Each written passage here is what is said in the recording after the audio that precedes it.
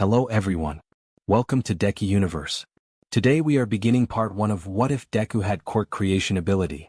The fanfiction is created by The Ultimate One on fanfiction.net. Now let's begin. Quirks. They've always been a fascination for me, not because I don't understand them but because I've never had one. My name is Izuku Yagi, the youngest child of Toshinori and Inko Yagi. I'm part of a rare group in a world where 80% of the population possesses quirks, leaving only 20% quirkless. In my family though, I'm the anomaly, the odd one out. I'm 12 years old and lately it feels like life has hit rock bottom.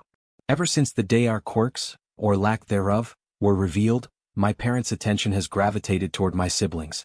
I can't help but feel overshadowed. Ichiro, my eldest brother, inherited the best of both our parents. With my mother's green eyes and my father's yellow hair and build, he's the perfect blend of their strengths. His quirk, Impact Drive, is nothing short of extraordinary. It amplifies his natural abilities exponentially, giving him unmatched strength, speed, agility, and durability. It's a power destined for heroism. Then there's my sister, Inori, the middle triplet, who looks more like my father with her blonde hair and blue eyes but carries my mother's delicate features. Her quirk, Mind's Reach, is equally impressive.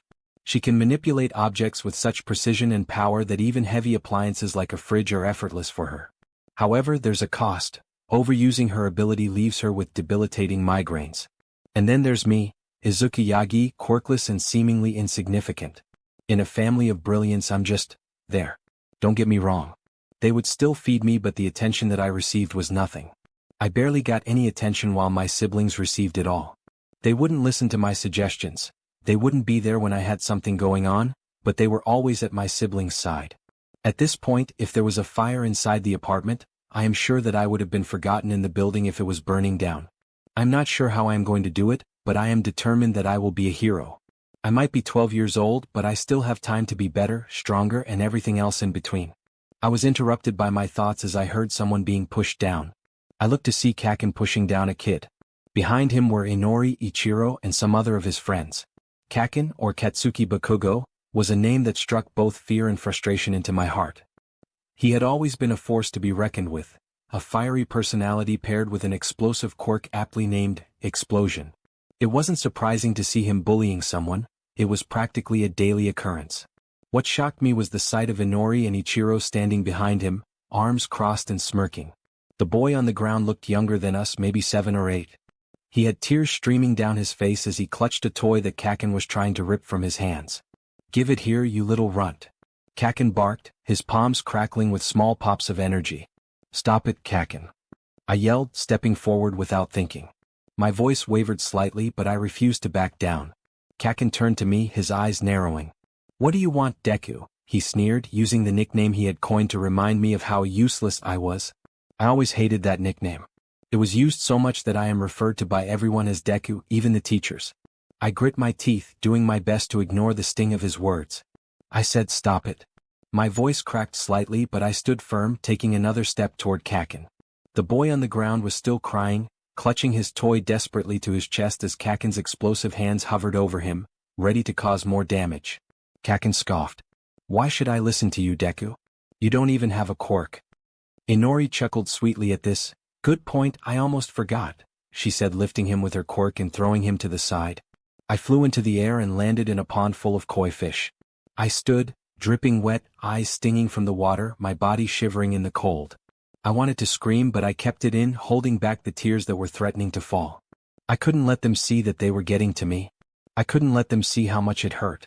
As I looked up, I saw Kaken, standing there with his hands still smoking from his quirk, a smug grin on his face. Inori and Ichiro stood off to the side, watching with detached expressions, not even flinching as I struggled to get out of the pond. They were just watching like it was all some kind of game to them. Inori's voice rang out, sweet but mocking. "Oops, looks like you slipped, Deku," she said, crossing her arms, her gaze never wavering. "You really should learn to watch where you're going." Kaken grabbed the toy from the kid's hand and chuckled. "You know what, I think I should teach you a lesson," explosions going off in his hands as he walked over to Izuku. "This is for meddling in business that isn't yours," he said as he sent a small explosion my way. I was hit by the front of the blast, sending me flying further. I slammed into the dirt, my body skidding across the ground, the force of the explosion leaving me breathless. I coughed, tasting the smoke in my mouth, and for a moment I just lay there. My clothes were burned, my skin stinging from the blast. The world felt distant, as if everything had slowed down. But the pain wasn't what hurt the most. It wasn't the bruises or the burns. It was the way they all stood there, as if my suffering was just a trivial thing to be ignored.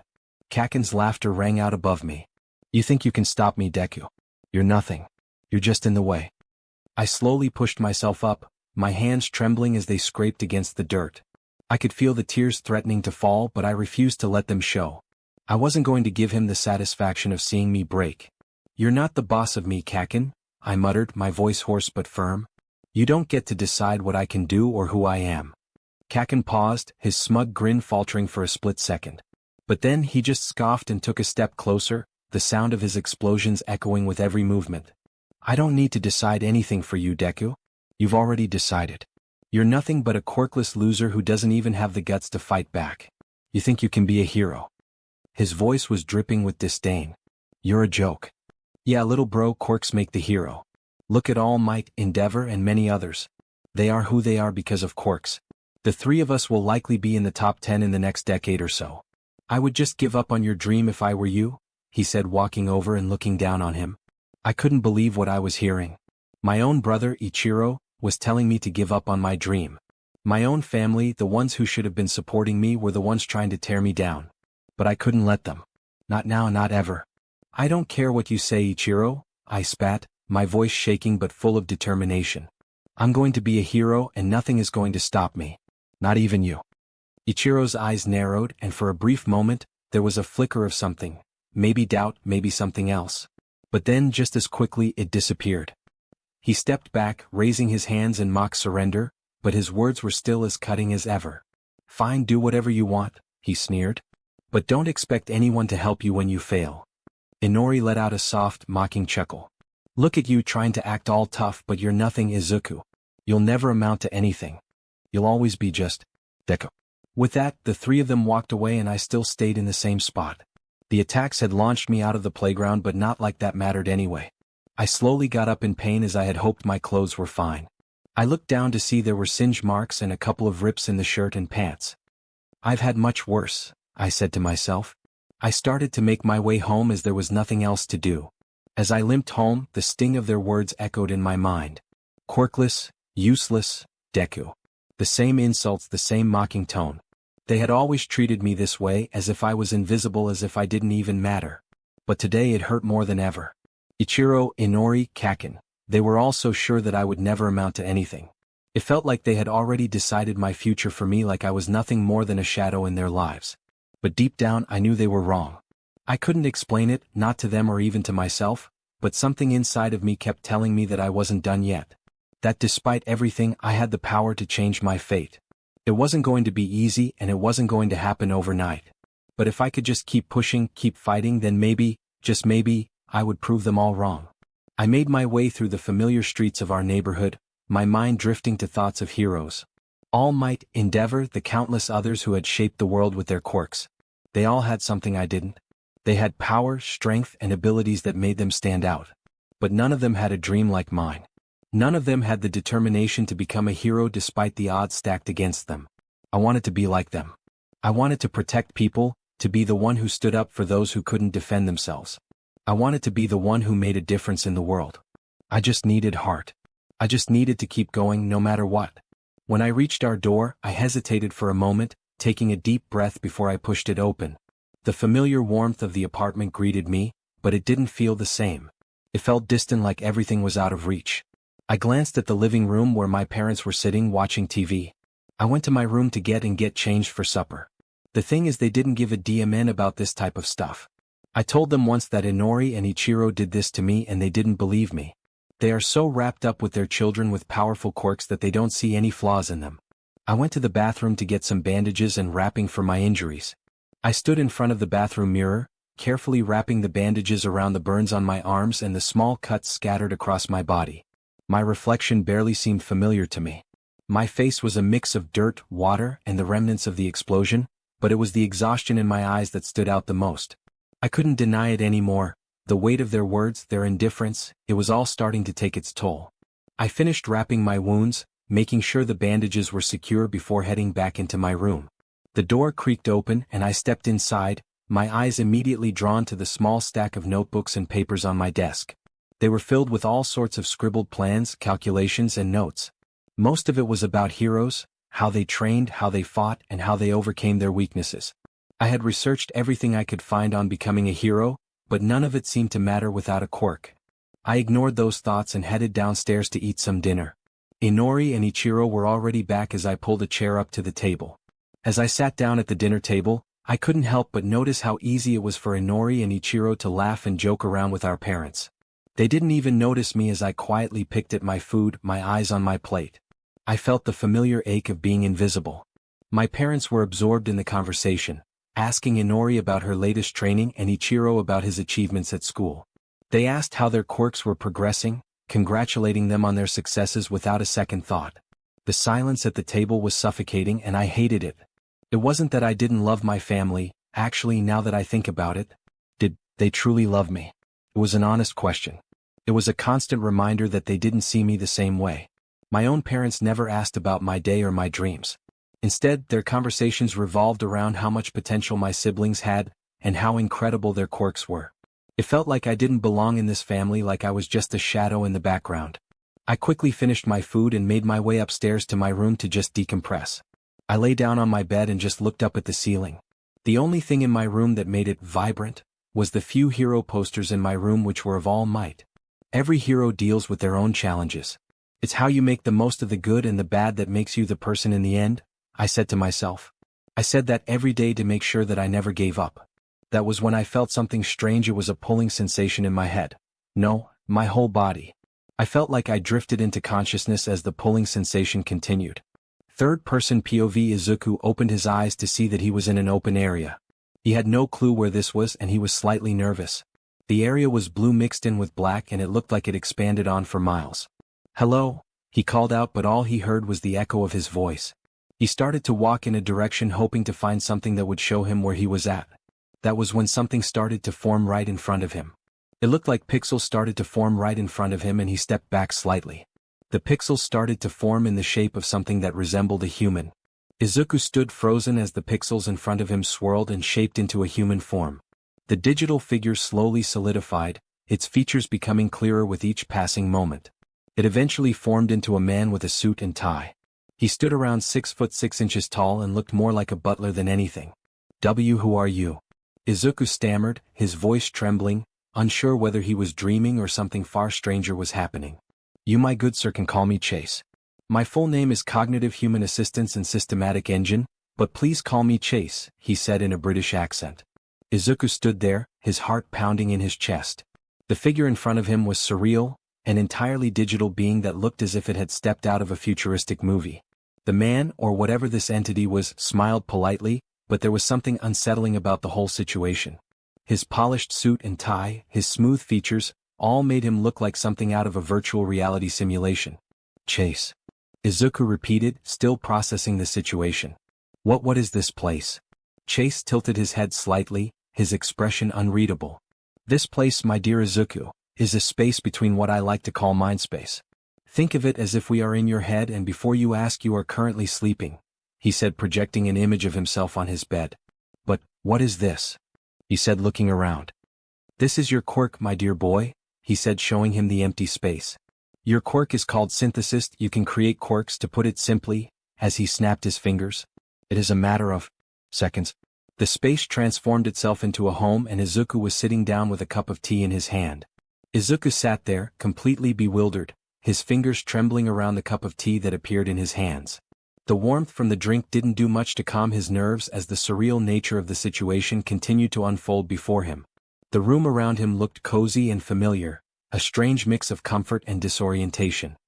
He glanced up at Chase, the figure who had just told him that his quirk was Synthesist.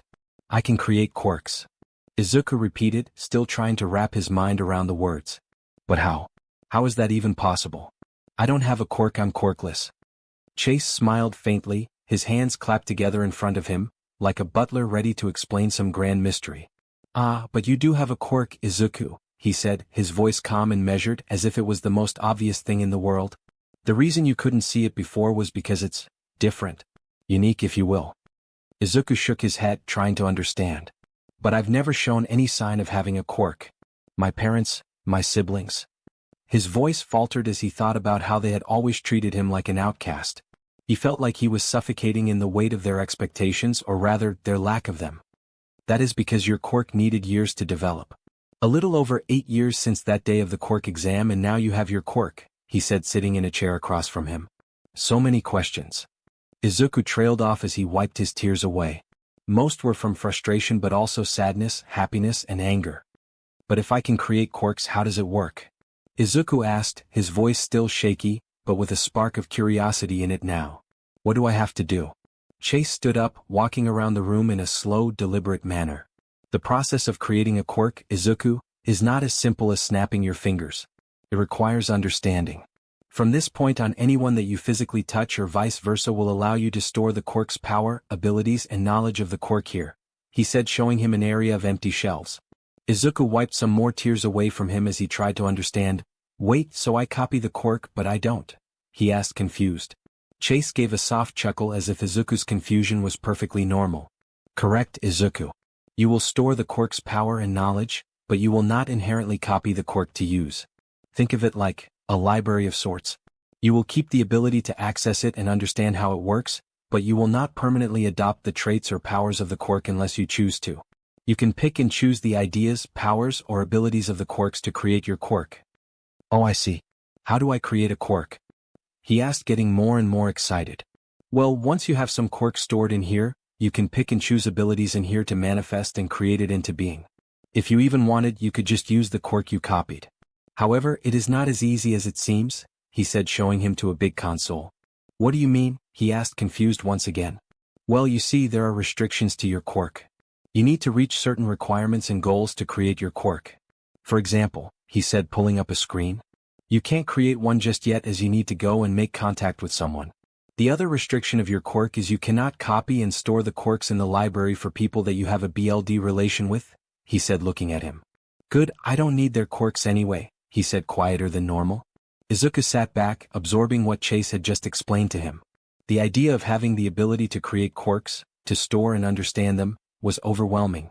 He never imagined that something like this could exist, especially not for someone like him who had always felt invisible in a world where everyone had a quirk except for him. The thought that he wasn't truly quirkless was both a relief and a source of fear. There was so much potential, but also so much responsibility tied to this newfound power. His mind raced with possibilities. What kind of quirks could he store? How could he use them? And why had it taken so long for his quirk to manifest? All these questions swirled around him, but one question stood above the rest. Could this truly make him a hero? Could he finally prove everyone wrong? Izuku nodded slowly, taking it all in. So, I'll need to find quirks first, right? To store them, I mean. Yes, that is correct. As I said before, from this day on, any physical contact and their quirk is stored here, Chase said. So, how can I come back to this place? Asked Izuku. Think of me in this place and you can come back here whenever you want, Chase said, smiling. I should also let you know that time moves differently in here than out there, he said, referring to the outside world. Really? Yes, indeed. Time moves 5 times slower here.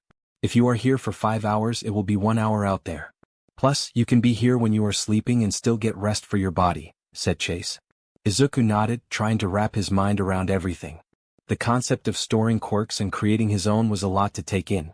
His mind raced with excitement and uncertainty. For years he had felt useless and powerless, and now he had the potential to change that. But there were still so many questions, so many things he didn't understand. So if I store someone's quirk, I can use it to create my own, but it won't be like theirs. Izuku asked, trying to clarify. Chase nodded, his smile never faltering. Exactly. You'll have access to the knowledge, power, and abilities of the quirk, but you will have the freedom to modify and create something that is uniquely your own. Think of it as a recipe. You can take ingredients from different quirks, combine them, and create a dish that is entirely new. Izuku's heart skipped a beat. The idea of being able to make a quirk that was truly his own, shaped by the quirks of others, was something he had never imagined. It was like being given the power to forge his destiny, to write his own path in a world where the odds had always been stacked against him. But how do I choose which quirks to store? What if I make a mistake? Izuku's voice trembled slightly as the weight of the responsibility began to sink in. Chase smiled. That's the best part, you can store as many as you want. That, and when you can create a quirk, I will send a notification that only you can see saying that you can create a quirk. Izuku smiled at that. Well, thank you, Chase. I think I am going to go to sleep for real in the outside world. Sounds good. Good night, my dear boy, he said, patting his head as he was teleported out to get some sleep. The next morning Izuku had some pep in his step and got his clothes on with some enthusiasm. He wanted to see what his family would think of him having a quirk. He walked downstairs to his family getting ready to eat breakfast. Inori looked over to her brother to see he was a lot happier. That annoyed her for some reason. What's up with you? She asked as she poured some milk into a glass. I got a quirk, he said, smiling. Inori looked at him before snorting, with that snort turning into a laugh. That is actually funny, she said, wiping a tear away. Izuku's smile faltered for a brief moment, but he quickly regained his composure. He had spent so many years longing for a quirk, a chance to prove himself, and now he finally had it. But hearing Inori's mockery stung.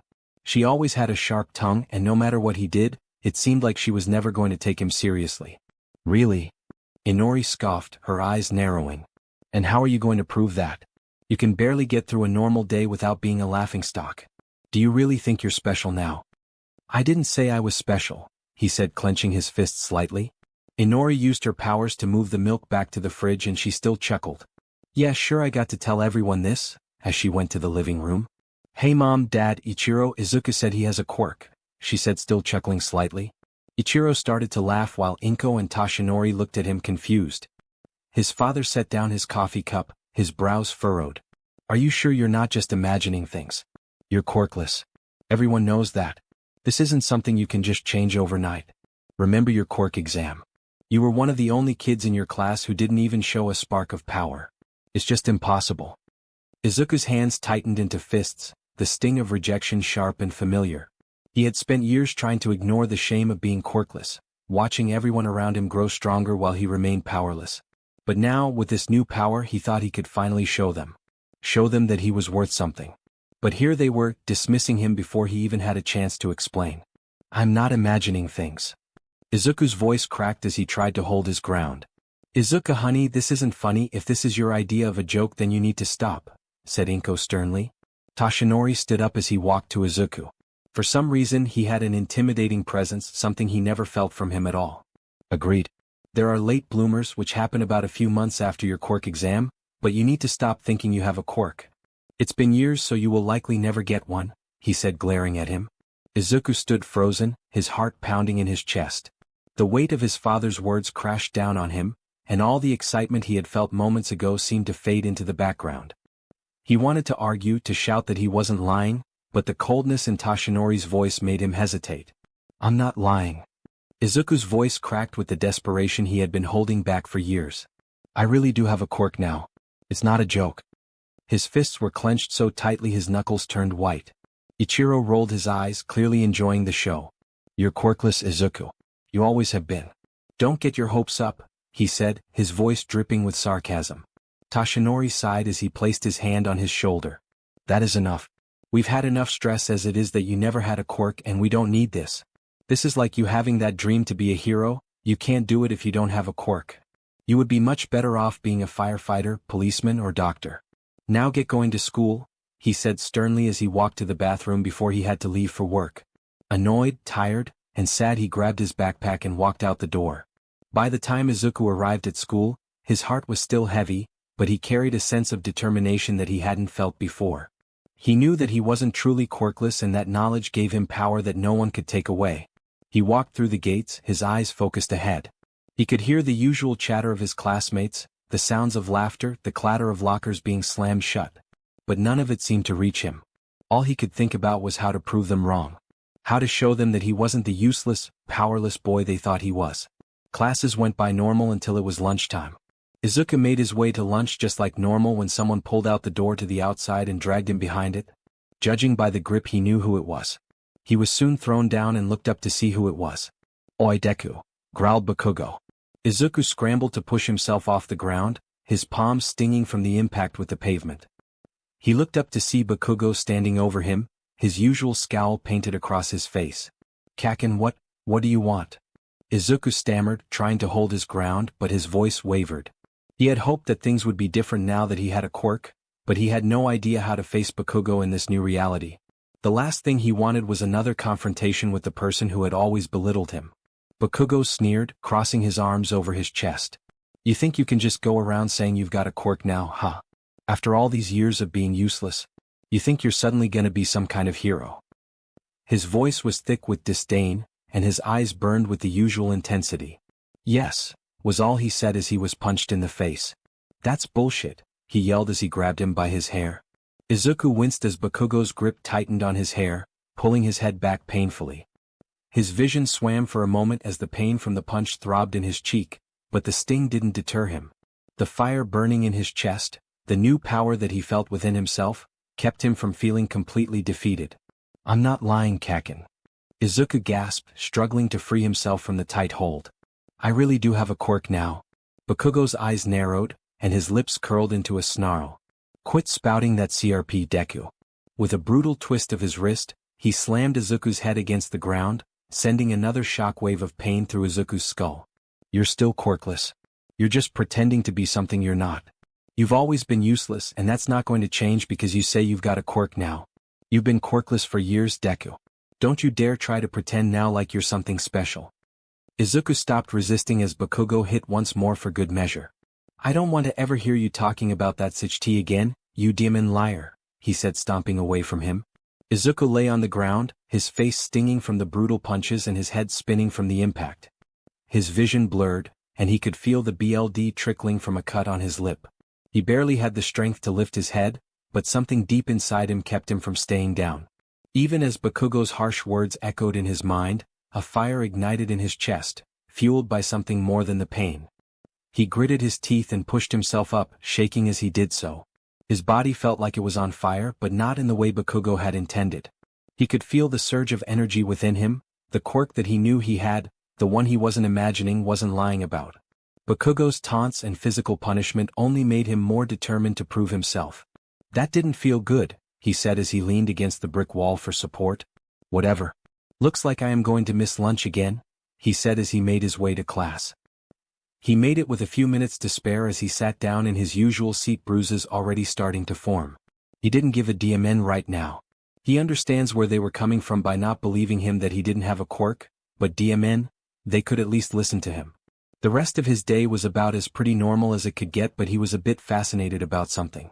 When he was walking home, something appeared to be in his eye or something, but an image or a screen of sorts appeared in front of him. Achievement complete. Collect and store 10 quirks in the library reward. 1 quirk creation available. This made Izuku excited as he started to make his way home faster.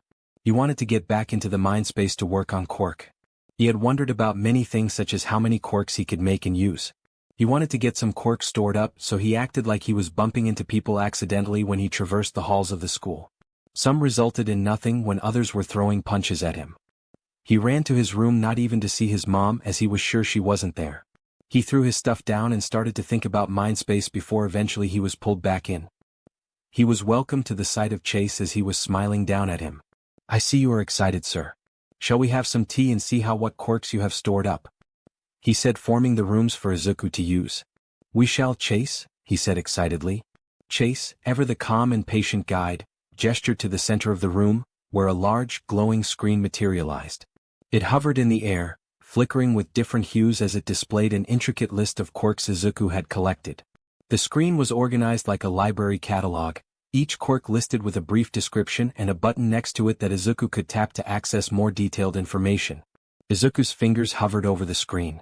The potential to shape these quirks into something entirely his own was thrilling. The idea of being able to combine and manipulate powers was like nothing he had ever dreamed of. His eyes moved from one quirk to another, eager to explore what each one could offer. Shall we start from the beginning? Chase asked, his voice gentle and encouraging. Izuku nodded, his excitement palpable. Yes, please. So, for the first quirk we have Explosion belonging to Akatsuki Bakugo, said Chase. An image of Bakugo came up on the screen and Izuku frowned slightly. This was from the fight at noon. Alright, let's do the next one, said Izuku, ready for what was next. Chase swiped to the next entry. Quirk number 2, Adhesion. The user can adhere to surfaces with their hands and feet. Simple yet versatile. Izuku's face lit up. That sounds a lot like a spider's ability. Could be great for mobility or even stealth if used right. Indeed, Chase replied, pleased with Izuku's growing enthusiasm. Chase swiped to the third entry, the glowing screen adjusting as the next quirk appeared. The third quirk is Cerebral Enhancer, a quirk designed to enhance cognitive abilities dramatically. It allows the user to increase their IQ in proportion to their focus and effort, enabling accelerated problem-solving, strategic thinking, and memory recall. Izuku's eyes widened with excitement as he stared at the screen. An IQ boost. That's incredible. I can imagine so many uses for it. I could analyze situations faster, plan battles better, and even optimize how I train and use my quirks. This could really level the playing field. Chase nodded, his smile calm but proud. Exactly, sir. It has limitations, of course. While it can elevate your intelligence significantly, it also places a great demand on your mental energy. Overuse may lead to cognitive fatigue, headaches, or even temporary confusion. That sounds awesome. We will have to come back to that later, he said excitedly. Indeed we will. For your fourth quirk we have Jolt. Not very powerful in terms of destructive power, but it allows the user to send out small amounts of electricity into their fingertips that reach about 6 inches. Izuku nodded, listening carefully as Chase described the fourth quirk. Jolt, huh? Izuku mused aloud. That could still be useful, especially in a pinch. I could use it to shock enemies or short-circuit tech, maybe even give myself a boost in combat if used correctly. He considered how he could make the most of each quirk, turning every ability into an asset, no matter how small. Chase nodded. Exactly, sir. Even simple quirks like this have potential. Now for your fifth quirk, he swiped again and a new quirk appeared on the screen. It went like this for the next few minutes. Izuku was fascinated with quirks, but in terms of overall usefulness, this was very incredibly specific. He knew quirks could be powerful if you trained them, so he would store off on the rest of them. Chase smiled at all of these quirks. Well, Mr. Izuku, these quirks are indeed interesting, and now we have our final quirk, he said, pulling it up on the screen. Izuku was shocked at the man who was on his screen.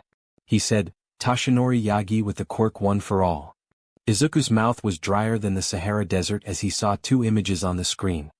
Chase, why is All Might and Dad up on the same screen? He asked, hoping this wasn't going where this was going. Because Izuku, they are the same person, he replied to him.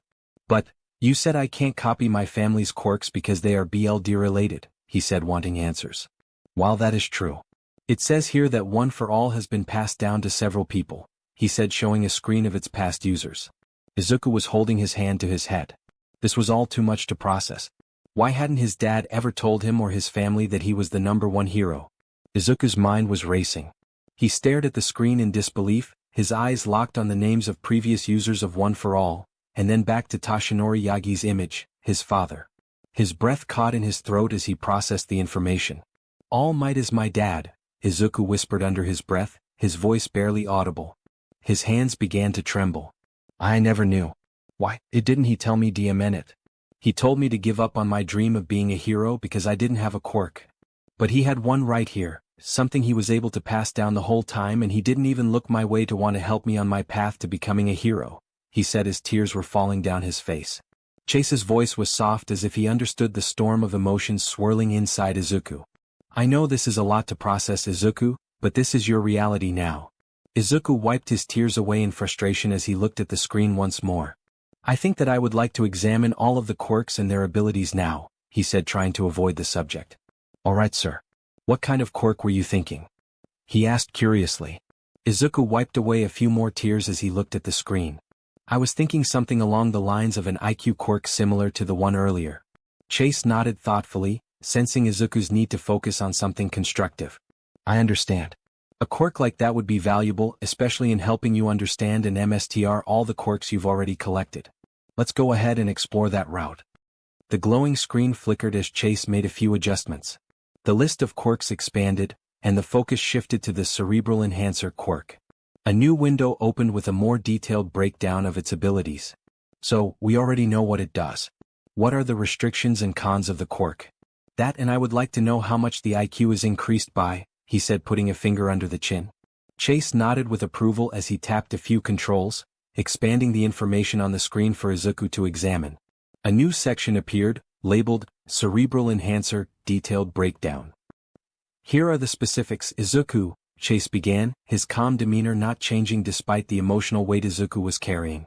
The quirk allows you to significantly enhance your cognitive abilities, which means your IQ can be increased by up to 100 points based on your focus and effort. This could theoretically push your intelligence into the genius category, enabling you to process information and solve problems much more rapidly. For someone like you, it would enhance your strategic thinking, combat tactics, memory recall, and even your understanding of quirks. Chase continued, however, as with all powerful abilities, this one does come with its drawbacks. The more you use it, the more mental energy it consumes. Extended use beyond your physical or mental limits could result in cognitive fatigue, memory lapses, and even temporary loss of coordination or confusion.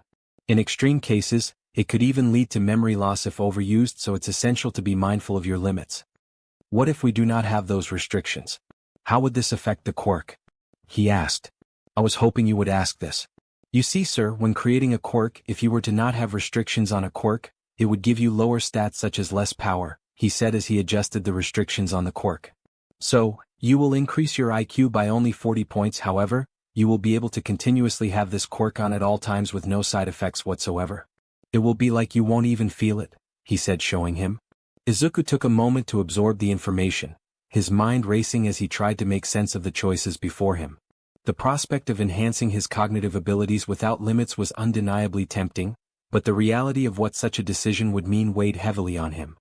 His hand hovered over the screen as he thought it through carefully. 40 points isn't as high as the full 100, Izuku murmured, but being able to keep the quirk active all the time sounds like it could help me stay on top of everything. I wouldn't have to worry about cognitive fatigue or burning out.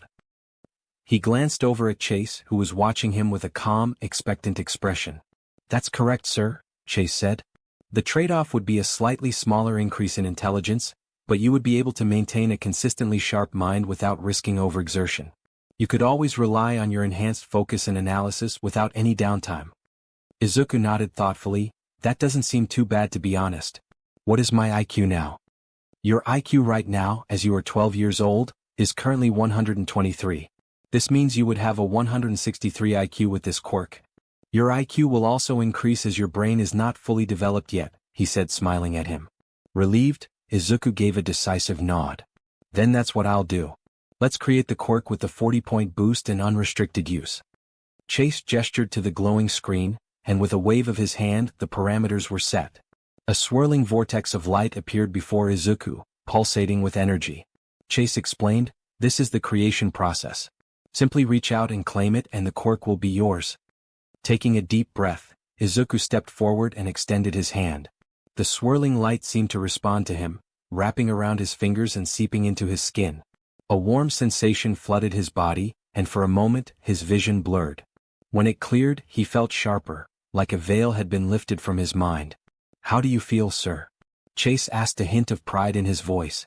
I won't lie, I feel pretty much the same, but I do feel like something changed inside of me, he said, clenching his fist. Chase smiled warmly. Indeed, the effects may not feel immediate since the quirk enhances cognitive functions rather than physical ones. However, you'll start noticing subtle differences soon, clearer thoughts, faster problem solving, and perhaps a better understanding of complex situations. What shall you name the quirk, sir? He asked to write it down. Izuku nodded, still clenching and unclenching his fists as he adjusted to the newfound clarity in his mind. Already he could feel his thoughts flowing more smoothly, like a river unobstructed by rocks. It wasn't overwhelming, but it was enough to make him feel sharper. How about brain boost, he said, smiling. I like it, he said, writing it down into the system. Well, now that we've taken care of that, what's next? Izuku asked, his voice was steadier than before. He was eager to channel his emotions into something productive. The revelation about his father still weighed heavily on him, but right now he needed focus. Rest. I believe you still have dinner to attend to, and after that we can go over what. Chase smiled warmly. Indeed, the effects may not feel immediate since the quirk enhances cognitive functions rather than physical ones. However, you'll start noticing subtle differences soon, clearer thoughts, faster problem solving, and perhaps a better understanding of complex situations. Izuku nodded, still clenching and unclenching his fists as he adjusted to the newfound clarity in his mind. Already he could feel his thoughts flowing more smoothly, like a river unobstructed by rocks. It wasn't overwhelming, but it was enough to make him feel sharper. Well, now that we've taken care of that, what's next? Izuku asked. His voice was steadier than before. He was eager to channel his emotions into something productive. The revelation about his father still weighed heavily on him, but right now he needed to focus on what to do next, he said, bowing slightly. That sounds good. When can I create my next quirk? He asked curiously. Not until you reach and meet this requirement, he said as he put it up on the screen. Chase's demeanor turned slightly more serious as he gestured to the glowing screen. The requirement for creating your next quirk is simple but crucial, Mr. Izuku. To HRNSS your quirks effectively, your body needs to be in peak condition. It's not just about mental sharpness but physical readiness too. You'll need to meet this prerequisite before we can move forward. Izuku squinted at the screen, reading the text carefully. Apply for a gym membership, get a job, and commit to a consistent workout routine for 3 months. He frowned, feeling a pang of hesitation. A job? At my age? Isn't that going to be difficult? Chase's expression softened. Not at all, sir. Plenty of opportunities exist even for someone your age. It's not just about earning money, though that will help you gain independence. It's also about learning DSPLN, time management, and responsibility, skills that will serve you well as a hero. Not to mention your quirks will place an immense strain on your body. Enhancing your physical endurance, strength, and agility will ensure you can wield them effectively without injuring yourself. Think of this as laying the foundation for your future success. Thank you, Chase, Izuku said with a small smile. I think this is going to make a big difference. Chase nodded, his expression calm and reassuring. You're welcome, sir. Remember, this is only the beginning. But get going to dinner. You have been here for about 3 hours, meaning that it has been 36 minutes out there, he said. With that, Izuku went back to the real world and sat up from his bed. It might have been less than 24 hours since he acquired his quirk, but it sure was going to be a while before he could get used to that. He then remembered All Might and his father being the same person. He still was so pissed off. He never felt like this before. He felt betrayed by his father. The same man who had been quirkless at one point told him that a quirkless person could not become a hero. What an butt. He made it downstairs to see his family were just sitting down to eat as his mom was dishing up food for herself. He sat down and slowly got his food. Inori and Ichiro started to talk about their day. Izuku was staring at his father, not with a glare, but with a calculating, cold intensity that unsettled even him. It was the look of someone who was assessing every action, every word, and every possible motive. All Might, his father, Toshinori Yagi, noticed the look but chose to ignore it, engaging in light-hearted conversation with Inori and Ichiro instead. His siblings' laughter echoed in the dining room, but to Izuku, it sounded distant. His mind was too busy swirling with thoughts. How could he say something like that to me? He thought bitterly. How could someone who claimed to care about me so much dismiss my dreams as impossible, all while hiding his identity? The betrayal simmered just beneath his otherwise calm exterior. He wouldn't lie when he said he was curious as to how this skinny blonde man who was barely 5 foot 10 inches tall was All Might. One for All must have been one heck of a powerful quirk, and he would have to investigate it. That's some good progress, Inori, said Inko happily. Izuku shook his head at this. Conversations like this were starting to bother him more and more because he was never asking about how his day went. He finished eating and started to make his way up to his room. He had a lot of research and a lot of catching up to do. 1 month later, and that is another $100, he said, sighing. $100 was enough for a 1-month membership at the local gym. Yes, it was local, however, it was a gym with a pool, a track, mixed in with a dojo. It was the real package and why it was so expensive, and he was glad to be going there. Izuku had managed to secure an online job as a customer support agent for a tech company. It wasn't glamorous work, but it allowed him to contribute financially to his goals while maintaining flexibility with his schedule. He worked a few hours each day after school, answering queries about troubleshooting software issues and helping customers navigate their products. While the work was sometimes repetitive, it gave him a sense of accomplishment. Each paycheck brought him closer to achieving his plans. Sitting at his small desk, Izuku adjusted his headset and glanced at the queue of support tickets. The first was a customer struggling with a frozen application. He quickly reviewed the troubleshooting script, then typed out a concise, polite response. Thank you for reaching out. Here's what you can try to resolve the issue. He hit send and moved to the next ticket. Despite the monotony, Izuku approached the job with the same determination he applied to everything else in his life. He saw it as more than just earning money. It was an opportunity to refine his communication skills, practice patience, and strengthen his ability to solve problems under pressure. By the end of his shift, Izuku leaned back in his chair, rubbing his temples. It wasn't the most physically demanding work, but staying focused for hours on end was draining in its own way. Still, when he looked at the total earnings in his online account, he felt a swollen feeling of pride. It wasn't just about the money, it was proof of his growing independence. He had created a schedule with Chase with the best interest in mind, and good God did it look like hell. 4 a.m. wake up, 4:30 a.m. to 7 a.m. First gym workout, 8 a.m. to 3 p.m. School, 3 p.m. to 6 p.m. Work, 6 p.m. to 6:15 p.m. Dinner, 6:45 p.m. to 10 p.m. Second gym workout, 10:30 bed and mind space. Studying. Would it be hard?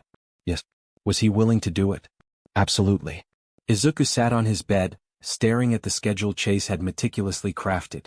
It was rigorous, but it aligned with his goals. If he wanted to become a hero despite the odds stacked against him, he needed to push beyond his limits. He read through it again, committing it to memory before placing it carefully on his desk. The next morning his alarm buzzed at 4 a.m., jolting him awake.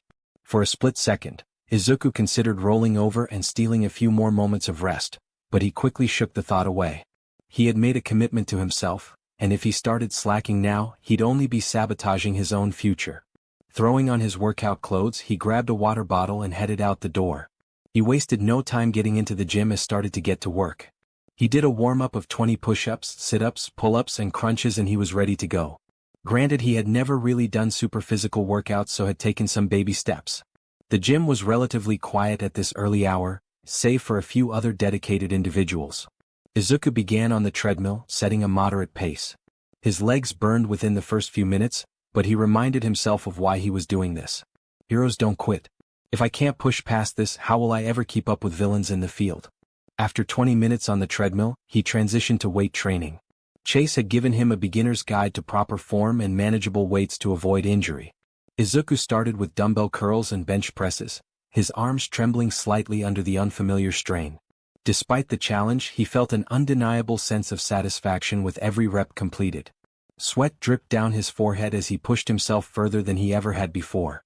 By the time he moved on to core exercises, he was already feeling the effects of the morning's work. Planks, Russian twists and leg raises tested his resolve, but Izuku grit his teeth and kept going. Every fiber of his being screamed at him to stop, but he countered each thought of doubt with images of his future, standing tall as a hero who could save lives and inspire others. When the clock struck 7 a.m., Izuku finally wrapped up his session. His muscles ached and his body was drenched in sweat, but he felt an overwhelming sense of pride. He had survived the first step in his grueling journey. As he walked out of the gym, the cool morning air hit him, refreshing his exhausted body. One step closer, he muttered to himself, a small smile forming on his lips. The next part of his day proceeded as planned, school. Balancing academics with his new physical regimen was no easy task, but Izuku knew he couldn't afford to let his grades slip. He paid close attention in class, furiously taking notes and mentally organizing his study schedule for the evening. Every now and then his classmates would notice his slightly tired expression, but none of them commented on it. By the time school ended, he felt drained but kept his focus sharp. After all, he still had work to do. Logging into his customer support job from his bedroom, Izuku handled each ticket with the same meticulous care as before. The repetitive nature of the work might have deterred others, but Izuku treated it as a mental workout way to sharpen his problem-solving skills and maintain his composure under pressure. Dinner was brief as usual, with his family's conversations revolving around Inori and Ichiro's day. Izuku ate in silence, his mind racing with plans for his next workout session. He caught glimpses of his father from across the table, but the calculating, cold intensity in his gaze remained. Toshinori noticed but continued to feign ignorance, a choice that only deepened the tension between them. After excusing himself, Izuku returned to the gym for his second workout of the day. This time he focused on different muscle groups to avoid overworking in any one area. He tackled the rowing machine and the squat rack. This place was a lot more at this time, but he didn't mind that. He did feel like he was being watched though. He wasn't sure who was watching him, but it was someone doing it. He ended the workout and was going to the locker room when someone stopped him. "Hey, you're Izuku Yagi, right?" Izuku looked up to see a modestly tall man standing near the locker room entrance. His hair was dark brown, a little messy, but it looked like it had been styled intentionally, with streaks of gray peeking through the edges. He wore a black long sleeve and sweatpants, his body showing signs of experience with physical activity. Muscles not overly bulky but lean and well-defined, a clear indication of someone who had spent years in training. His face was weathered, perhaps by time, but there was something about his presence that commanded respect. "Yeah, that's me," Izuku replied, his exhaustion making his voice slightly strained. "Is there something I can help you with?" The man gave him a friendly, knowing smile, though there was an underlying seriousness in his eyes. "I've been watching you for a while. You've been coming in here pretty regularly. Most people would burn out by now, but you've got something about you. DSPLN. Dedication." Izuku blinked in surprise, wiping the sweat from his forehead as he shifted his weight nervously. He wasn't used to strangers noticing him like that. I'm just trying to get better. For my goals, you know. This is my schedule," he said, showing him. The man nodded pleasantly. Yes, I know you are and can see that clearly, but I should introduce myself. My name is Daichi Arai," the man said, extending his hand. Izuku hesitated for a moment before shaking it, feeling the firm grip of someone who had clearly spent years honing their strength. "I own the dojo that's attached to the fitness center here," Daichi Arai said, gesturing toward the far end of the gym where the dojo's sliding wooden doors stood. "I couldn't help but notice your work ethic. It's not every day I see someone so young pushing themselves so hard. You remind me of someone I used to know." Izuku looked at Daichi with a mix of curiosity and apprehension. "Oh really? Was he a hero?" Arai chuckled, the sound low and warm. "Not exactly. But he had the heart of one, much like you seem to. Listen, Yagi, I've been around long enough to recognize potential when I see it. You've got a fire in you, but if you're not careful, that fire can burn you out. Training is good, but training smart is better." Izuku's cheeks turned slightly pink. I'm just trying to catch up. I got a lot of ground to cover." Arai nodded knowingly. "I figured as much. That drive of yours is admirable, but if you're serious about achieving your goals, you'll need guidance. Pushing through pain and exhaustion can only take you so far. If you want, I'd be willing to help you. Teach you how to balance your training, refine your technique, and maybe show you a thing or two about martial arts. It's up to you." The offer caught Izuku off guard. He wasn't sure how to respond at first. He had always been wary of accepting help, especially now that he had decided to forge his path independently. But there was something about Arai's presence, his calm confidence and the wisdom in his eyes, that made Izuku consider the proposition. "That's a generous offer," Izuku said cautiously. "But I don't have a lot of money right now. I'm already stretching my budget just to be here." Arai waved a hand dismissively. "Don't worry about that. Consider it an investment. I see potential in you and I'd hate to see it go to waste because of something as trivial as money. All I ask is that you show up ready to learn and give it your all. Deal?" Izuku hesitated for only a moment before nodding. "Deal." Arai's grin widened. "Good. We'll start tomorrow evening based on the schedule you showed me. Come by the dojo and I'll introduce you to the basics. It's not going to be easy, but then again I think you already know that." "I do," Izuku replied, his voice firm. "And I'm ready." The next evening, Izuku stood in front of the dojo's entrance, his nerves tingling with anticipation. He slid open the wooden doors and was greeted by the faint scent of wood polish and the soft light filtering through paper lanterns. The dojo was a stark contrast to the bustling gym, quiet, serene, yet filled with an underlying intensity that made his heart race. Arai stood in the center of the room, wearing a black martial arts gi with a white belt tied around his waist. "You're on time. That's a good start," he said, gesturing for Izuku to join him. Izuku stepped onto the polished wooden floor, feeling the cool surface beneath his feet. "What's the first lesson?" Arai crossed his arms, his expression serious. "The first lesson is understanding your limits and learning how to extend them without breaking. You've got raw determination, but that alone isn't enough. You need control, focus, and adaptability. Today we'll start with the basics of movement and balance." "Should we get to know each other first before then?" he asked, wondering who this man was. Of course," he said, sitting in a crisscross position just as Izuku did the same. Daichi Arai adjusted his posture, sitting straight and exuding a calm yet commanding presence. He looked at Izuku with a small smile. "You're right. It's always good to understand the person you're trusting to teach you. Let me tell you a bit about myself." Izuku nodded, settling into his seat. He was curious about this man who had taken an interest in him. "Well, you know my name already, but I am a retired hero who just trains martial arts now. My quirk is triple joint. There are people who are double joint naturally, which was me, but my quirk added another joint, making me triple jointed. It allows me to extend and manipulate my body in ways most people can't," Arai continued, his voice calm yet infused with an undertone of pride. I can bend, twist, and maneuver my limbs to an almost impossible degree. It gave me a unique edge in combat situations, dodging attacks, striking from unexpected angles, and even escaping tight spots. But it wasn't just my quirk that defined me as a hero. I worked hard to refine my physical capabilities and tactical skills. A quirk is just a tool. How you use it determines your success. Izuku leaned forward, intrigued. So, you were a hero. What happened? Why did you stop? Arai's expression softened, a flicker of nostalgia passing over his face. I was a hero for about 15 years, operating under the name Elastic Shadow. I specialized in rescue operations and non-lethal takedowns. I even made it to number 73 on the hero charts, but as time went on, the toll on my body and mind became more apparent. Every fight, every mission, it all adds up. I decided to retire before I hit a point where I couldn't keep up anymore. It wasn't an easy decision, but it was the right one. Now I focus on teaching others, passing on what I've learned to people like you. Izuku nodded, his respect for Arai growing. That's admirable. I think it's great that you're still helping people in your own way. Arai chuckled, his eyes crinkling at the edges. You remind me of myself when I was younger. Hungry to prove myself, eager to learn. But let me ask you this, Yagi, why are you doing this? What's driving you to push yourself so hard? Izuku hesitated, his gaze dropping to the polished wooden floor. He took a deep breath, organizing his thoughts. I want to catch up. For a long time, I felt like I was always behind, always struggling to prove my worth. I want to change that. I want to be someone who can stand tall, someone who can protect others and make a difference. But I know I can't rely on anyone to hand me the tools to do that. I have to earn it. Arai nodded thoughtfully. His expression was unreadable, a noble goal. But let me give you some advice, Izuku. You're right to want to rely on yourself, but don't let that turn into isolation. The world is full of people who can teach you, guide you, and challenge you to grow.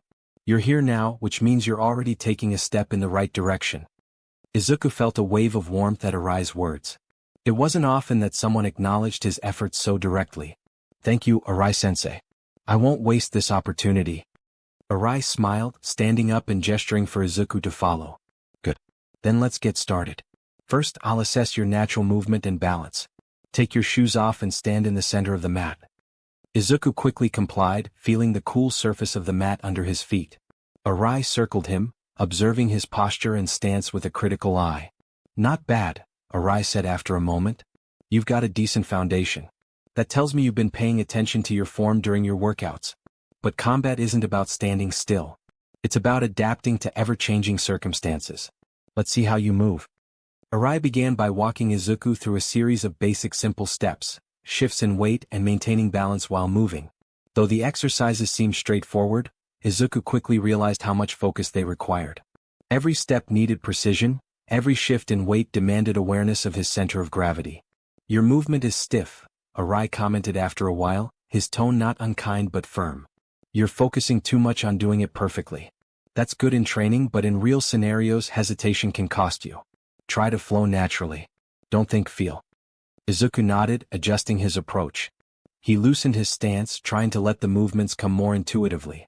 It wasn't perfect, but he could already sense an improvement. Better? Arai said with a small nod. Now let's add some complexity. The session progressed with increasingly challenging exercises.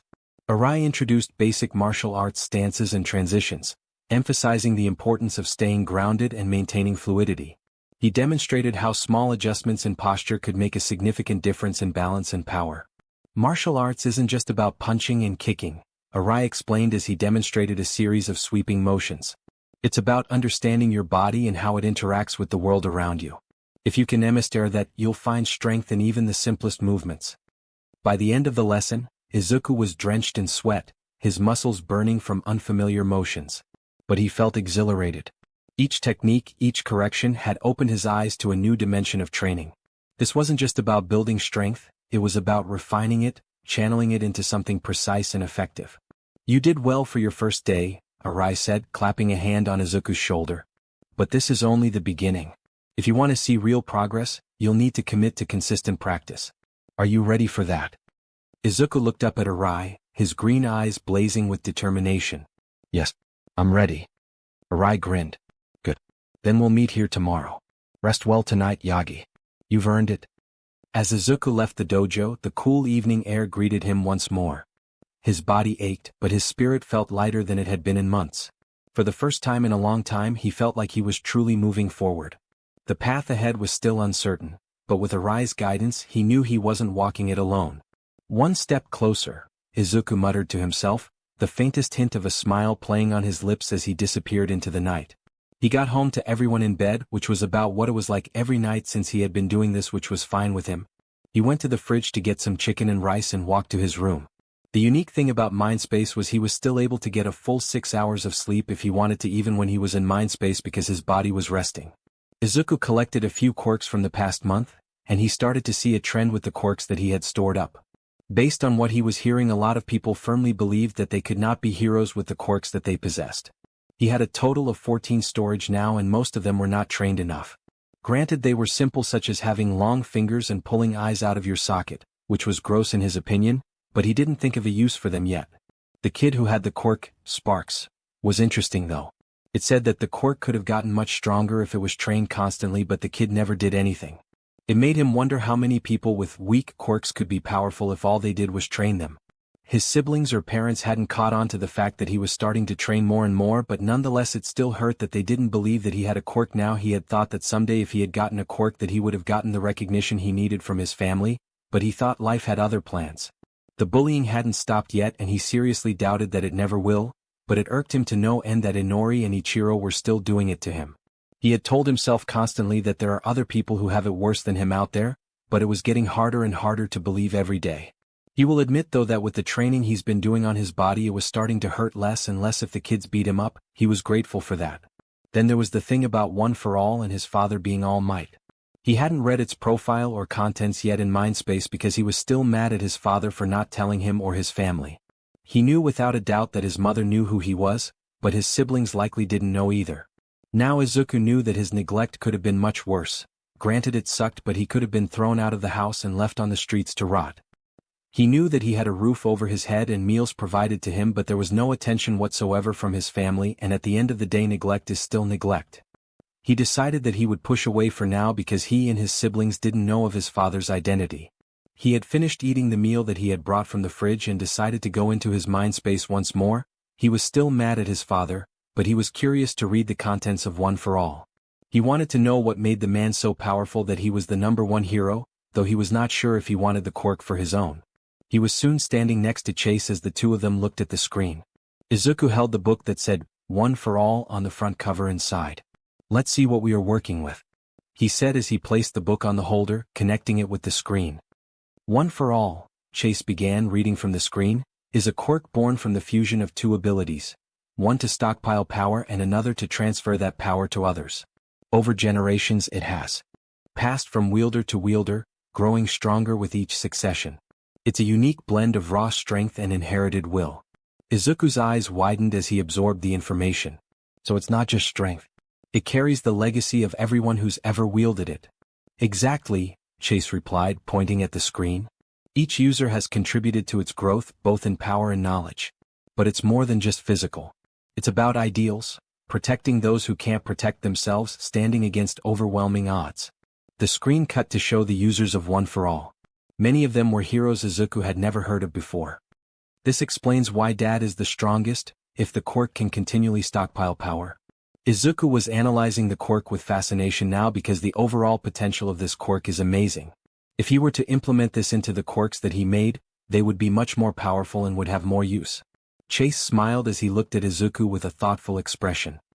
I see you are thinking about adding this to your quirks, he said. It's hard not to when you see this much power with it. But I am also pissed at my dad right now, he said, smiling at the possibilities. You need to be careful though. If you are creating a quirk and then add the One for All's potential, then you could damage yourself from the amount of stockpiled power, he said as he generated a pot of tea for Izuku. Izuku took the cup of tea that Chase had generated for him, the warmth seeping into his hands. He took a slow sip, thinking about Chase's warning. Yeah, I get it. I can't just dive into this without considering the consequences. But it's hard not to be excited about the potential. Chase nodded. His expression is more serious now. It's good that you're excited, but you need to be aware of your limits. One for All may give you more power than you've ever imagined, but power is a double-edged sword, he said. Yeah, he said as he looked at Chase. Say, Chase, what are you? He asked. Think of me as an artificial intelligence to you, Quirk Synthesist. I am here to help you with a lot of the complexity of this quirk so that you can learn the quirks you create, he said. That makes sense, he said, sipping some tea as he investigated the corner of the screen. He hit the screen, and it showed that they were quirks from past users of One for All. Izuku leaned in closer, his eyes scanning the screen as it displayed a list of quirks from past users of One for All. He could hardly believe what he was seeing. Each user had contributed their own unique ability to the quirk, and it seemed like each of them had made One for All even more formidable than it had been in its previous form. Some of the quirks were powers that Izuku had never even imagined could exist. It was clear that One for All was not just a simple strength-boosting quirk. It was a collection of abilities, each one adding its own flavor to the whole. He pointed to one of the quirks listed on the screen. What's this one? Float. It looks unusual. Chase's expression softened as he looked at the screen. Ah yes. That quirk belonged to one of the former users. It allows the user to float or levitate, defying gravity. It's a quirk that pairs very well with strength, especially in battle, since the user can move freely and avoid attacks. It was a key ability used by the previous wielder of One for All to outmaneuver opponents. Izuku was amazed. He could already see how powerful it would be to combine a strength-enhancing quirk like One for All with something as versatile as float. The possibilities were endless. He scrolled through the rest of the quirks, each one more fascinating than the last. Black Whip, Smokescreen, Danger Sense, FA Gene and Gearshift. All of them were amazing. He was honestly debating on just using the quirks as they were rather than finding a way to make them better because most of them couldn't be made better. The next few hours in Mindspace were spent nitpicking the quirks to see what he could do with them and if they could be improved. But before they knew it, he had been there for almost 5 hours, which was about an hour of real time. Alright Chase, I am going to go to get some actual sleep now, as he started to teleport out of Mindspace, he said, waving. Sounds good, sir. Have a good night rest, he said before he teleported out fully. 2 months later, it had been 3 months since he started his training, and Izuku couldn't be happier. His skinny frame was slow but surely filling out into a leaner and more muscular one. Arai had taught him quite a bit in martial arts and was glad he was done with some of the training he had him do. Arai-sensei had drilled it into his head that flexibility is something every hero should know, and every day, there was a minimum of 20 minutes of it. Izuku rubbed his inner thigh in pain. He still remembered when he had him to the splits for the first time. He felt like he couldn't walk right for weeks, but thankfully it barely hurt anymore. His job was also going well for him too. He went from earning $15 an hour to now making $18 an hour, which he was all for.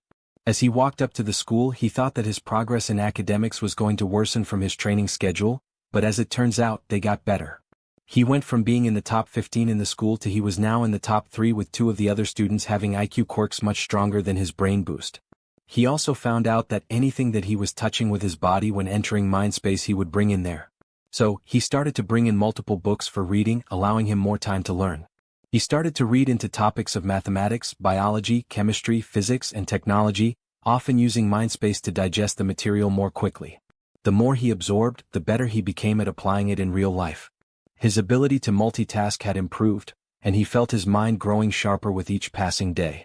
As much as he enjoyed his physical training, the mental side of his development was equally important. If he could understand the complexities of the quirks he was working with, he could learn to HRNSS them more effectively. He was almost at class when he was tripped in the hallway. Izuku looked up to see it was Inori, Ichiro, and Bakugo waiting a few doors down from their class. Oops, said Bakugo, smirking. Izuku just stared at him, picked up his things and started to walk to class when he was called out again. Don't ignore me, you F-er, yelled out Bakugo. He kept his head down and continued to walk toward his class, hoping that Bakugo and the others would just let it go. Something that was getting annoying to him was this. He started to stop talking to them unless it was needed. He still told them the same thing, that he was going to be a hero every time they brought it up. As he said before, the pain was lessening from their blows, which meant that he was getting stronger. Thank God they stopped talking about how he lied about having a quirk. But Inori wasn't done. She stepped into his path, blocking his way with a smug grin on her face. What's the matter, Deku? Finally learned how to walk with your head up? She laughed, and Ichiro snickered behind her. Izuku could feel his frustration building. The constant teasing and bullying had become an exhausting routine, and though he was getting stronger physically and mentally, it still hurt. He could see them, but he refused to let them see how much their words affected him. Move, Izuku muttered, his voice low but firm. Oh, you think you're tough now, huh? She said mockingly with her hands on her hips. Izuku gritted his teeth slightly and put his hand on Inori's shoulder to surprise her. With a hard push, she was shoved face first into the lockers, making a loud thud. Ichiro and Bakugo were wide-eyed at that. Never in their lives had they seen Izuku lay his hands on someone like that. "I said to move," he said coldly, walking into the classroom. Inori looked at him and saw that he wasn't having it today. She was fine by all accounts because it didn't feel like he wanted to hurt her, but it still was an act of aggression. Inori glared at Izuku as he walked away, her face flushing with embarrassment and anger. She pushed herself off the lockers and stomped after him, but Ichiro grabbed her arm. "Let it go," he muttered, his eyes still wide with shock. "Let's deal with it later," he said. Inori looked at Izuku as he sat down and gritted her teeth. She would show him who he just messed with. Izuku didn't pay much attention to the event, but he knew the fact that he just pushed his sister like that meant it was starting to get to him. He didn't think much of it as the rest of the day transpired. He checked out a few more books to read from the library and started to walk out the school grounds. He just zips up his backpack when he was grabbed by the hair and thrown into the alleyway and pushed to the ground. Izuku landed HRD on the rough pavement, his breath leaving him in a sharp gasp. He scrambled to get his bearings and looked up to see Bakugo, Inori, and Ichiro standing over him. The dim light of the alley cast ominous shadows across their faces, amplifying their expressions of anger and disdain. "You think you're tough now, huh, Deku?" Bakugo sneered, cracking his knuckles as small sparks of his quirk danced across his palms. "You don't get to push Inori like that and walk away." Izuku stood up slowly, pointing at her. "I told her to move." Inori gritted her teeth as she activated Mind's Reach and lifted Izuku off the ground. "You don't just get to do that to me. You need to be taught a lesson," she said, waving her hand and slamming him face first into the wall. Izuku felt his nose popped, meaning that it broke. Izuku gritted his teeth as BLD streamed from his nose. The pain was sharp, but it wasn't enough to deter him. Inori slammed him into the other way face first, once more breaking it more. Izuku resorted to breathing out of his nose now, but still tried to resist. Inori stopped her telekinesis and dropped him down, hitting the ground hard. Izuku tried to get up but was in Inori's grip, once more being pinned against the wall. Ichiro walked over, smiling at him. "You know, it pisses me off thinking you get to treat her like that. I thought we were supposed to be siblings," he said, activating Impact Drive. You could see that his body was slightly enlarged as he still walked over to Izuku. Ichiro cocked his fist back, hitting Izuku on the right side of the stomach. There was another pop from his ribs as Izuku had coughed up BLD. Izuku gritted his teeth as BLD dripped from his broken nose and his stomach throbbed in pain. Ichiro's punch had knocked the wind out of him, leaving him gasping as he struggled to regain his footing. But Ichiro wasn't finished. He grabbed Izuku by the collar, lifting him slightly off the ground. "You think you can just push Inori around and get away with it?" Ichiro growled, his voice low and menacing. Izuku coughed, spitting BLD onto the pavement. His mind was racing, but his body was exhausted from the onslaught. Despite the pain, he managed to glare at Ichiro. "I told her to move," he rasped. Ichiro's expression twisted with anger, and he raised his fist again, hitting the wall behind him. "If you do that to our sister or anyone we see as friends, the beatdown will be worse the next time. Understand?" he asked. Izuku nodded at this and he was dropped down. Izuku crumpled to the ground, his body screaming in protest as he struggled to breathe. His vision blurred with pain, but he clenched his fists tightly, digging his nails into his palms to keep himself grounded. His ribs ached, his face was throbbing, and his stomach churned from the repeated blows. Still, his resolve remained intact. Bakugo sneered down at him, the sparks from his palms flickering like small, menacing fireworks. "You're lucky we're letting you off easily this time, Deku," he said, his voice dripping with disdain. "But don't think for a second this is over. You pull another stunt like that and you'll wish you never stepped foot in this school." Inori stood off to the side, her arms crossed as she glared at Izuku. Her telekinesis had left her breathing slightly heavier than normal, but her anger was far from being exposed. "You're pathetic," she spat. "Trying to act tough when you're nothing but a quirkless loser. You should be grateful we even acknowledge you exist." Ichiro stepped back, flexing his fingers as if he were itching for another punch. His enlarged muscles from Impact Drive began to shrink as he deactivated his quirk, leaving him towering over Izuku with a look of disgust. "We're supposed to be family, you idiot. But you're nothing more than a stain on our name." Izuku didn't respond.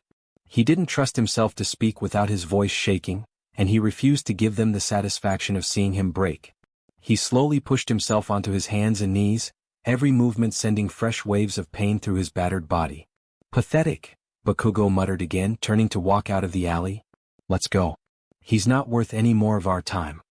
Inori hesitated, her eyes narrowing as she looked down at Izuku one last time. Stay out of my way, Deku, she said coldly before following Bakugo. Ichiro lingered for a moment longer, his expression unreadable. Then he shook his head and walked off without another word, leaving Izuku alone in the dimly lit alley. Izuku just lay staring at the sky that still had some light out but just enough that it would be sundown in a couple of hours. He coughed up a few more times, wiping the BLD from his mouth. How are we supposed to be family when they treat me like, he said to himself, turning over to get up. Izuku was crying slightly from the physical pain and emotional pain. Izuku struggled to his feet, his body trembling from the effort.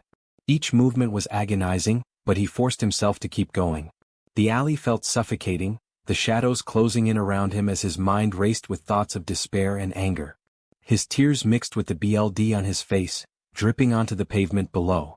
He clutched his side, the pain from his broken ribs making it difficult to breathe, let alone walk. His legs wobbled beneath him, threatening to give out at any moment. But Izuku pushed forward, one shaky step at a time, determined to make it home before the sun fully disappeared. Screw it, I need a hospital, he said as he started to walk to the nearest one he could find.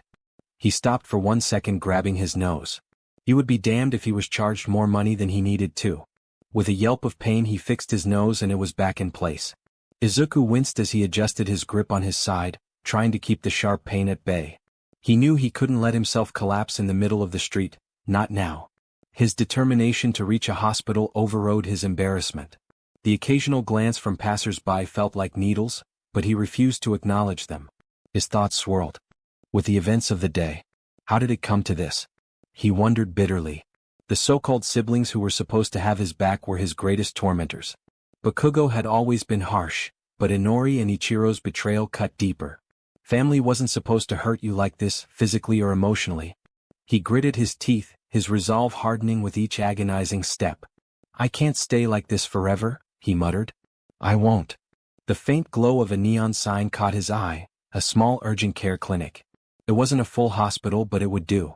Izuku hesitated before entering, his hand trembling as he pushed open the door. The cool, sterile air of the clinic was a stark contrast to the suffocating warmth outside. A receptionist looked up, her eyes widening at the sight of him. Oh my, sir, are you okay? Izuku forced a weak smile, though the movement sent a fresh jolt of pain through his face. I need some help, he said, his voice hoarse. The receptionist hurried to her feet, calling for a nurse. Within moments, Izuku was led into a small examination room. The nurse's questions came rapid fire, but Izuku struggled to answer, his mind clouded by pain and exhaustion. Did someone do this to you? The nurse asked gently, her eyes scanning his injuries with a mixture of concern and suspicion. Izuku hesitated. His first instinct was to deny it, to protect the people who had done this, even if they didn't deserve it. It was just me getting jumped, he mumbled, avoiding her gaze. The nurse didn't look convinced, but she didn't press further. We'll need to get you cleaned up and take some x-rays to assess the damage, she said. Izuku nodded, too tired to argue. As the nurse worked, cleaning his wounds and setting up for the scans, his thoughts drifted back to his training. If I were stronger, he said to himself. When they were finished, the doctor returned with the results. You've got 2 fractured ribs, a partially dislocated nose, which you already reset, and some severe bruising across your torso and face. You'll need to avoid heavy physical activity for at least 6 weeks to allow the ribs to heal properly. Izuku's heart sank. 6 weeks. That was practically an eternity in his world. He couldn't afford to stop training, not when he was already so far behind. But there is another option, and you are lucky that there is. There is a lady here that speeds up the recovery of your injuries to where you are good as new, she said, making his eyes go wide. Recovery girl is here? He asked excitedly, but yelping in pain from his ribs. I see you know your stuff, but yes, she is here. She is on the 3rd floor and I can have her come down to see if she can do it for you. Izuku's heart raced, a flicker of hope piercing through the pain and exhaustion. Recovery girl is here. He could hardly believe his luck. If anyone could heal him quickly, it was her. Yes, please, he said, his voice breaking with relief. Despite the sharp pang in his ribs, he sat up straighter, ignoring the nurse's worried glance. I mean, if she has the time. The nurse smiled softly, recognizing the spark of determination in his eyes. "I'll call her down," she said, leaving the room. Izuku slumped back against the examination table, his head spinning with possibilities. He could get back to training sooner, strengthen himself, and finally prove that he wasn't as weak as everyone thought. But beneath the optimism, doubt lingered. Would this really be enough to close the gap between him and his tormentors? A few minutes later, the door opened and Recovery Girl entered. Her petite frame and kind smile radiated a sense of comfort, though her sharp eyes quickly assessed his injuries with a practiced gaze. "Goodness, young man, you've been through quite the ordeal," she said, shaking her head. "You're lucky you didn't puncture a lung with those ribs. Now tell me what happened." Izuku's voice trembled as he spoke, each word strained from the pain in his chest. "I got jumped. That's all." Recovery Girl narrowed her eyes, clearly unconvinced. "It seems like there's more to the story, but I won't press you if you're not ready to share. Let's focus on getting you healed up first." She stepped closer, pulling out her signature syringe-like healing device. "This will use a good amount of your stamina, so you'll need to rest afterward. But you'll be good as new in no time." Izuku nodded eagerly, though his body was still tense from the aches and bruises. "Thank you, ma'am. I really appreciate this." Recovery Girl smiled kindly, then leaned in to administer her quirk. As her healing energy surged through his body, Izuku winced, feeling a strange warmth spread through his injuries. The pain began to dull, replaced by an odd but welcome fatigue. Within moments, his ribs felt as though they'd never been fractured, and the soreness in his muscles had vanished. "There," Recovery Girl said, stepping back and wiping her hands on a handkerchief. "You're healed, but you'll still feel drained for a while. Go home, eat something nutritious and get plenty of rest. Do you have someone to help you?" Izuku hesitated, the question hitting a sore spot. "No," he admitted quietly, looking down. "I can manage on my own."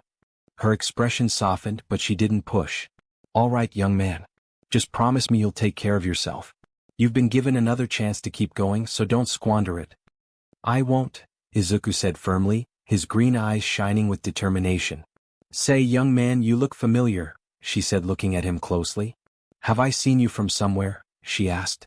"I think you have me confused with someone else," said Izuku, wondering who she thought he was. Recovery Girl tilted her head slightly, her gaze sharp as she studied him, but she didn't press further. "Maybe. It's not uncommon for me to see young faces around here. You're certainly a determined one, though. Keep that fire, it'll take you far." Izuku nodded silently, grateful for her words, though a nagging feeling settled in the back of his mind. He'd felt that same sense of familiarity in her voice, like she had known him long before that moment. But as he thought about it more, he realized that it didn't matter now.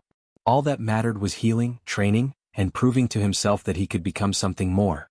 Recovery Girl gave him one final smile before she turned to leave the room. "Now get some rest, young man. Don't push yourself too hard. Remember what I said, take care of yourself." Izuku smiled weakly, the words sticking in his head as he left the clinic, feeling lighter than he had in days. Even though the events with his family had left scars on his heart, the physical pain was now a distant memory, thanks to her healing. Izuku started to walk home knowing he would be late for supper, but he didn't care too much. He decided to see one night if they cared if he was home or not when they had dinner, and not surprised they didn't say a thing. It hurt him more than they realized, but if they didn't care enough to have him at dinner, then it wasn't worth it. As he got home, the lights were off, meaning the family was somewhere else right now. He walked into his room where he had gotten 2 notifications on a screen that only he could see in front of him. Achievement complete. Apply for a gym membership, get a job, and commit to a consistent workout routine for 3 months. Reward: 1 quirk creation available. This made Izuku smile, knowing he could give himself another quirk. The question is what though? He went to his room and entered his mind space, excited to create a new quirk. When he entered, Chase was already waiting for him, ready to create a quirk. "Here is your tea, sir," he said, handing it to him. "Thank you, Chase. Now let us get ready to design my quirk," he said happily. "Right away, sir," he said, hitting a few buttons on the panel, changing his screen. "Here it is, sir. Right now, you have a total of 46 quirks stored in the library. Have you thought about what type of quirk you would like to make?" he asked. "Well, that is the thing. I currently have Brain Boost, which gives me an additional 40 IQ constantly, and I don't know where to go from here. What type of quirk would be good to make?" he asked for his opinion. Chase put a hand to his chin. "Well, there are defensive quirks, elemental-based quirks, IQ quirks like you have made, and many more.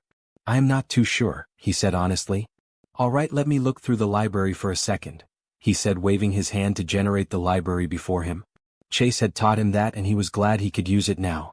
He started to look through his collection of stored quirks and started to list some of them. He looked at one for all and didn't even take a second glance. Hell no, he said, walking past it. Let me see here. Explosion wouldn't be good. Jolt is a maybe. I still would like to see what I can do with that, he said to himself. That was when his eyes went wide. The book he picked up said the words heal on top of it. Izuku smiled and went back to the panel to get to work. Chase, I just realized that I possess Recovery Girl's quirk heal. This is a big game changer, he said. Chase raised an eyebrow, his gaze shifting to the quirk Izuku had just selected. Heal, he repeated thoughtfully. You're correct, sir. That's indeed a game changer. But why did you grab it? Well, if I am being honest, I do not want to go to the hospital constantly from being beat up, so I think it would be a good idea to have a quirk that can heal me and maybe others, he said quietly. Excellent idea, sir.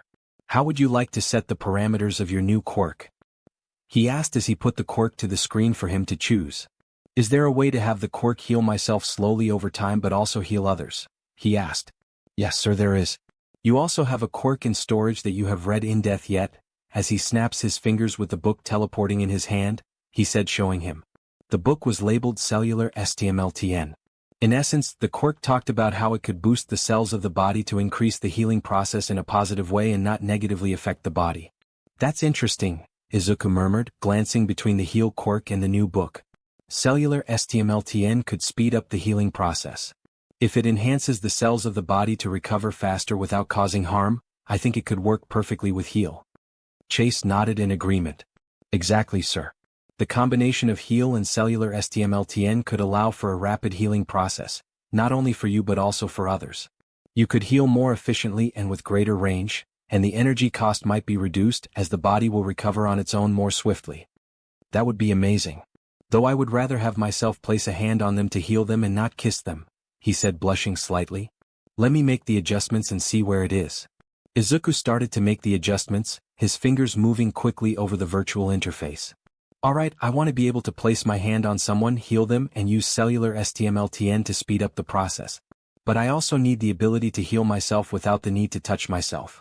I want it to be faster than normal regeneration but also so that I do not get tired myself. Wait, I also want people to not get tired of when I heal them, he said, looking at Chase. Chase nodded thoughtfully as he processed Izuku's request. Understood, sir. So, you want to heal others by placing your hand on them, using cellular STMLTN to enhance the healing processing, and being able to heal yourself passively without tiring yourself or others out. That's quite an intricate setup, but it's possible. We can add a passive healing mode that activates when you are injured, healing you gradually without consuming too much energy. Izuku's fingers hovered over the screen, his eyes scanning the parameters. Yeah, I like that. Izuku and Chase finished the parameters of the quirk building process and took a step back to admire their work. Alright, what we have is we combined both aspects of the quirks and it is quite the powerful quirk, said Chase, analyzing it. So, you will be able to regenerate much faster than by normal standards, but we won't know until it is in effect. You will also be able to heal others without draining their stamina like Recovery Girl does, but it is much slower and weaker because you are also healing yourself. Just realize that you do not need to heal yourself manually and that it will be a part of you naturally, Chase said, sipping some tea. All that is left for you to do now is name the quirk. Izuku smiled and thought, I was thinking Cell Surge. Excellent, he said, hitting a few more buttons before a swirling vortex of light appeared just as before. Just as before, sir. Reach out to claim your new quirk, Cell Surge, said Chase, smiling proudly. Izuku reached out eagerly, his heart pounding as the swirling vortex of light swirled before him. The colors seemed to dance around his fingers, vibrating with an energy that felt both foreign and familiar at the same time. He extended his hand, focusing his thoughts on the name he'd just chosen, Cell Surge. The moment his fingers touched the light, he felt a strange electric pulse run through his body. It was both exhilarating and slightly overwhelming, like his very cells were waking up, stretching and awakening as though they'd been dormant for too long. The light around him seemed to hum with power, before finally dissipating into nothingness, leaving him standing there, still as if nothing had changed. Did it work? Izuku asked, turning to Chase, his voice filled with curiosity. He didn't feel any different, but there was a subtle shift in the air around him, as though something new was now embedded within him. Chase, who had been observing the entire process, smiled softly. It appears so, sir. You've successfully integrated the cell surge quirk into your system. You should be able to heal yourself and others now, and it should be far more efficient than before. It also says that your body will heal 3 times faster than the average body. That is awesome. Thanks again for everything, Chase, he said, bowing. It is my pleasure, sir, he said, bowing in return. A new goal appeared in front of Izuku's eyes after they were done bowing to each other. New requirement: collect and store 100 quirks in the quirk library. 46 out of 100 reward, 1 quirk creation available. Izuku nodded. Simple enough, he said to himself. He smiled at the fact that he was the first to have more than 1 quirk, to his knowledge anyway. This marks the end of part 1 of What If Deku Had Quirk Creation Ability. A big thanks to The Ultimate One for granting the permission to feature this amazing fanfiction. The link of the original fanfiction is in the description below. Please like the video and subscribe to Deku Universe for more interesting stories. Thank you and see you soon.